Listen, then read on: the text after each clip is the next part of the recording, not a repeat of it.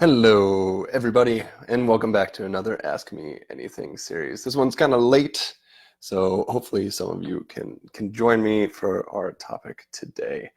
And yeah, let's get right into it. I'll keep this one pretty short so that we can all get some sleep. And today's topic is travel versus vacation.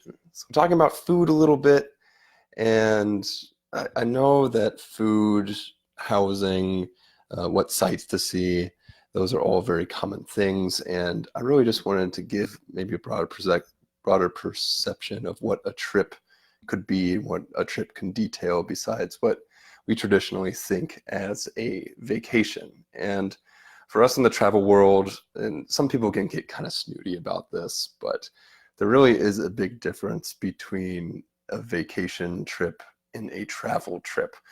And really what it comes down to is the amount of struggle that you want during the trip. And that's not a bad thing. Don't shy away from struggle or unknowns or things when it comes to the trip. But vacations also have their merits. Sometimes you just need to be on a cruise and relax and drink and eat and have a wonderful time on beaches with good cocktails. That's no problem. But make sure that you know what you're asking for and know that this travel thing is an option if you really need to get away, need some kind of creative spark or endeavor. And to me, really, traveling the world is my land of inputs. It's really, if I'm stuck in one spot, it frees me to look at things differently. And a lot of that has to do with struggling through new things and new skills. So let's get started. And the first point, once again, vacations are the easy route. It's for recharging and trying to get away for a little bit, relax the brain, meditate, eat good food, spoil yourself a little bit. That's what a vacation is. So a vacation is going to the beach for a week with a good book, sitting under a palm tree, watching the waves, maybe jump around some a little bit in a nice hotel. That's what a vacation would be. And once again, has a lot of good benefits, including getting away from work a little bit and enjoying yourself. But travel is a completely different mindset. And when you set up your trip, know that, set your expectations accordingly. Do you want this to be a vacation or do you want this to be a travel trip?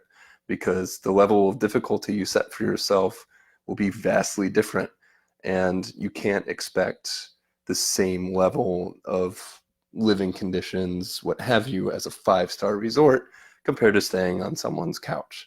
So go in with the correct expectations if you choose the travel route.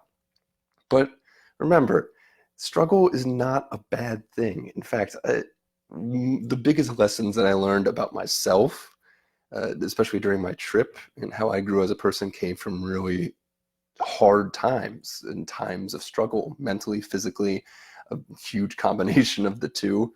I usually got the most benefit from my trip during the struggle. And really what it comes down to, there's a lot of different ways that you can incorporate a little bit of that, incorporate a little bit of unknown hardship, uncomfort level. Struggle, I think means, really grinding through something. And sometimes it is that, but you can really ease yourself into it to make sure that you're not just going full on sleeping on someone's couch when you don't know the language with different food and all of that. You can ease into it. It doesn't have to be so just streamlined into the unknown. So here's a couple of different things that you can think about when planning your trip, a travel trip. And the first one would be, the basic needs, the housing. So if you're used to staying in hotels, maybe a nice step down would be finding an Airbnb that shares with a family that lives in the location that you're doing. That'd be a great idea to think about, like, do you want to live and see the life of the people that actually live there? So instead of getting pampered in a five-star hotel where everything's taken care of for you, then you get to, enjoy the life and company of people that be there. And if you're used to Airbnbs, maybe taking the next step and going down to couch surfing. In couch surfing, there are tons of different hosts. You can look at their profiles. It's not a complete People are really good at describing who they are and what they have, and you can pick a nice situation, chat with them for a while, and make sure that the situation works for you. So if you're in the hotels, maybe going to an Airbnb with a family, or an Airbnb in general where you can interact with some of the locals, and then go down, maybe even to, not down, but to the next step, which was couch surfing, and really get to enjoy someone else's life in their home where they're hosting you as if you're visiting a friend. So those are a good place to start with the housing, and trying to incorporate a little bit of uncomfort level in the roof that's over your head. And the next one, of course, is food. So usually on vacation, we go to restaurants, and that's exactly what you should be doing. You're on vacation. You want good food. You want that fresh seafood, that fresh fish off the ocean and right to your table, and you're willing to pay for that. That's fantastic. In a travel lifestyle, that's probably not the priority that we're going for. We really want to experience what people eat on a day-to-day basis in this location that you're staying at. So maybe stop from the hotels and go to more of a local joint. We already talked about how to find local joints, look for the language, look for the different look for the different languages, lots of people. And I would really try to go outside, especially the tourist districts, and try to find something a lot smaller to start. So that would be the first step, from really fancy, maybe hotel restaurants, down to a more local cuisine, something that isn't so fancy, but I guess it would be the difference between maybe a really high-end downtown steak place to Chipotle here. That would be a good example. And then the next one down would be, also, if you have the opportunity to stay with a host, it's great. You can cook with your hosts, which is a wonderful experience, or you can go grocery shopping. And grocery shopping is a wonderful way to see how people get food. Do they get it primarily from markets? Do they get it primarily from grocery stores? It really just depends what you want to do and what you're comfortable with. So once again, food, a great way. Usually vacations, we're here in restaurants.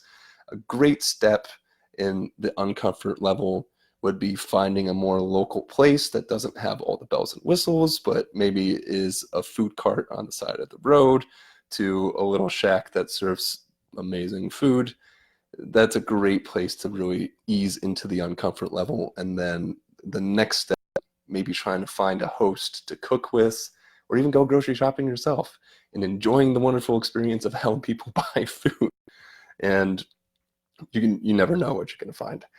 And then the next is people. So food kind of goes along with people as well.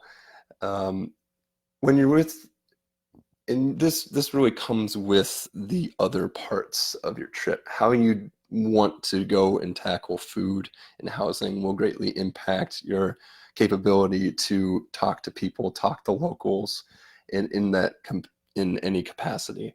So if you really are struggling with meeting people, and it's really hard because locals don't hang out in tourist districts. They don't go to hotels. We don't go to the hotels in our city, so they're not going to go to the hotels. And I don't care what people say, the people manning the desks at hotels don't count. You want to have someone that's living in the space, has their day-to-day in the area that you're visiting. And one of the best ways that I found to do this is, once again, couch surfing does a really good job. It doesn't only include people staying with each other, but it also includes people meeting up with each other. So you can actually post that you would like to hang out with somebody, and people from the local area or even fellow travelers can come and meet up with you and spend a day with you, show you the city. And that's another wonderful experience, just to not only meet somebody new, but meet someone that's possibly in the area and can show you lots of local tips that can also help facilitate a lot of the other things that you're trying to do within travel. So those are really the basic three things too that you can start with if you want to transition to a more travel type lifestyle, I would say. If, once again, vacations are great, but set your expectations.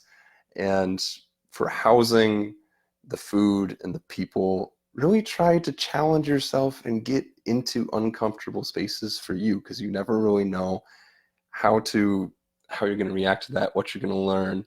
And that struggle, maybe a little social anxiety to meet someone new and pushing through that, you come out of the other side completely different and with a whole range of experiences that you'll never forget. So that's my spiel for today.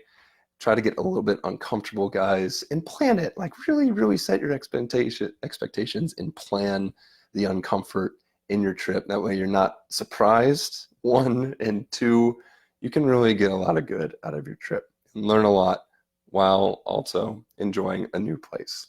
So that's me. Have a great day, everybody. Thanks for joining in and hanging out with me.